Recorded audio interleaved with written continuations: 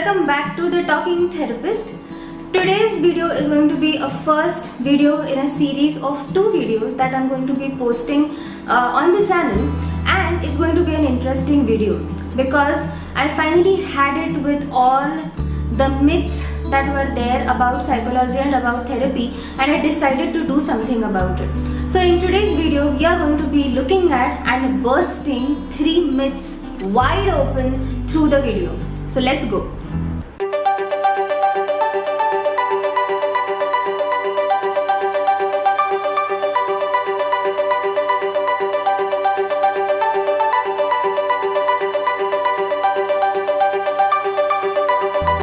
Myth number 1. Only crazy people go to therapy. Normal people don't require therapy at all.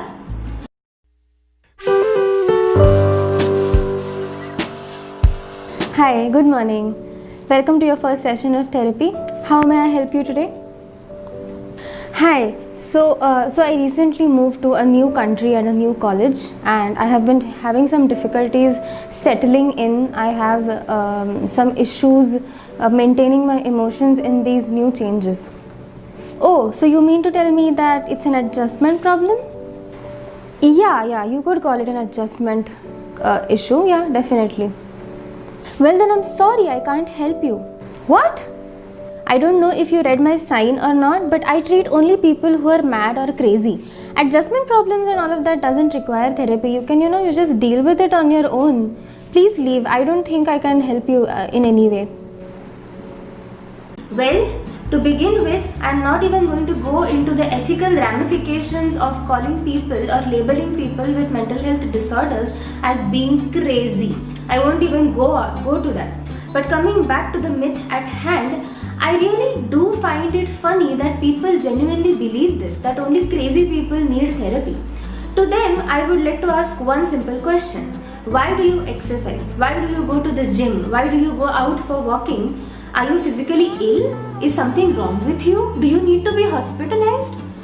Well, so most of them will be like, no, I do it so that I can preserve my physical health. So even though I am happy with what my health is right now, I am doing it so I can improve my existing physical health. Now, why can't this be applied to mental health as well? Why not go to a therapist to help in certain cleanup operations? So all of us once in a while need to clean up our brain of grudges and of thoughts and about just mental clutter, and this is a difficult task to achieve on your own. So why not take the help of a trained mental health professional that will help you with this, isn't it? So yes, people with depression, people with anxiety do take therapy, but no, therapy is not limited to people suffering through these kinds of concerns. It could also be for somebody who has just had a big change in his or her life and just wants to get ahead of things, so that being ahead of the game, being ahead of the mental health disorder, so that the person doesn't go to that extreme. The person can stop himself from going there. So the first myth was bursted open right now. So anybody, if you find anybody who uses these sentences like कि पागल लोग ही therapy को जाता है, please educate them. I request you to please go and educate them that no, it is absolutely normal, it's absolutely okay for a well-functioning individual to go into a therapy session. Nobody is saying that person has to take 10 or 12 sessions of therapy. 1 session or 2 sessions of therapy, just learning more about human emotions, learning more about thoughts and all of that can also help the person in dealing with whatever stressors that life throws at him or her. So make sure to burst that myth wide open if you ever find it. Moving on to the second myth. Myth number 2. All the work in therapy is done by the therapist, and therapy is going to be quick and effective, and it's like a magic wand that the therapist is going to wave, which is going to magically disappear all the problems in your life.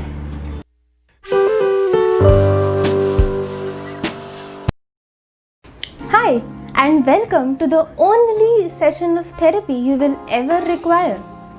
Now sit back and let me do my work. Bibbidi boppity boo, now I've healed you.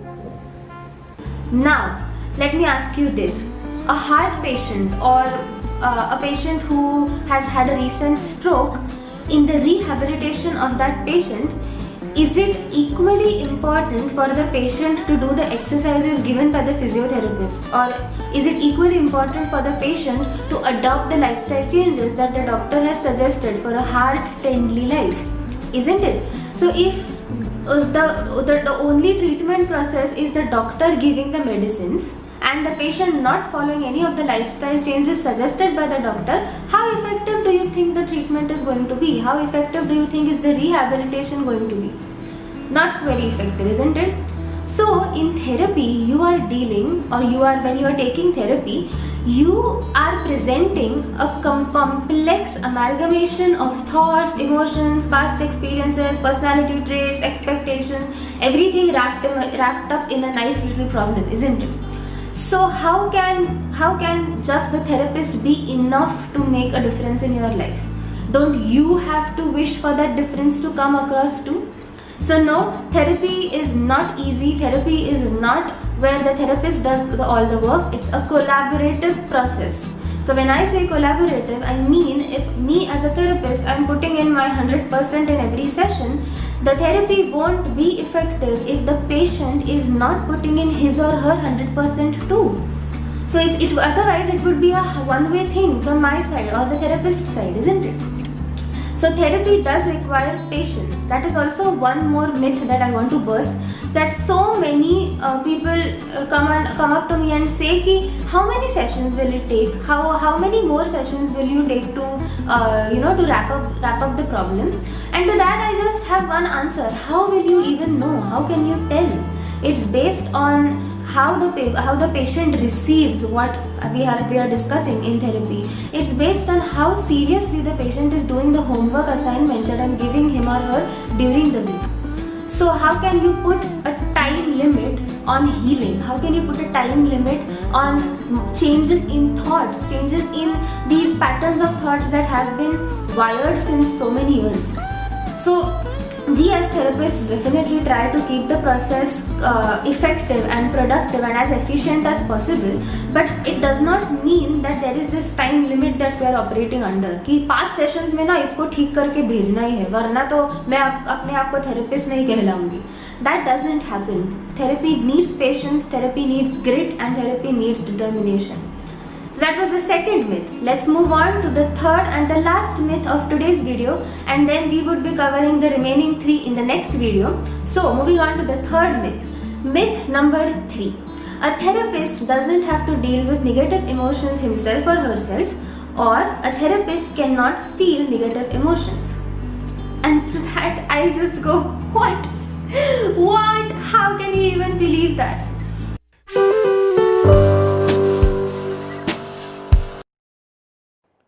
Congratulations, Ms. Marathi. I hereby declare you have completed your Masters in Clinical Psychology, and as an added bonus, you will never feel any negative emotions henceforth. Congrats. So it's like saying that you are a heart surgeon. How did you have an heart attack? Would you say that? Would you say that to a real doctor, or would you say that to a person? Let's say, so by that logic, all doctors should be immortal then, isn't it? So yes, when we have received some training about emotions and about thoughts and how to manage our own emotions, definitely it helps us to identify the problem faster. So when I am going through a personal issue in my life, if I am having an intense negative reaction to something, I will be quick to point it out. Ki, okay Ishwari, this is what's happening, this is what you're going up, this is what's going on up here, which is what is causing all of this emotional turmoil in your life. So I will be quick to identify that, but that does not necessarily mean that I will get rid of it like that, or I will not feel it in the first place. So many people in my personal life have asked me this question that you are a therapist, how can you feel this when you yourself are a therapist? And I mean, that is just so insensitive, and that is such an uninformed sentence, that I am a human being first before being a therapist. So definitely I will feel emotions, I will sometimes act irrationally, I will have mood outbursts, and that's fine, that's a part of the human experience. What matters is how I deal with it. And this dealing part is affected by my training and by my profession. So yes, therapists do feel emotions. Therapists most definitely have the right to be negative. They do have the right to be that because they are human beings. So that's it. I will wrap up this video on this note, and I want you to really memorize all of those myths that we busted today, and just go on educating everybody that you come across who holds these myths. So make sure to do that, and I'll see all of you guys next time with the next 3 myths. Don't forget to subscribe to The Talking Therapist for more content, and don't forget to share this video. I'll see all of you guys next time. Take care. Bye.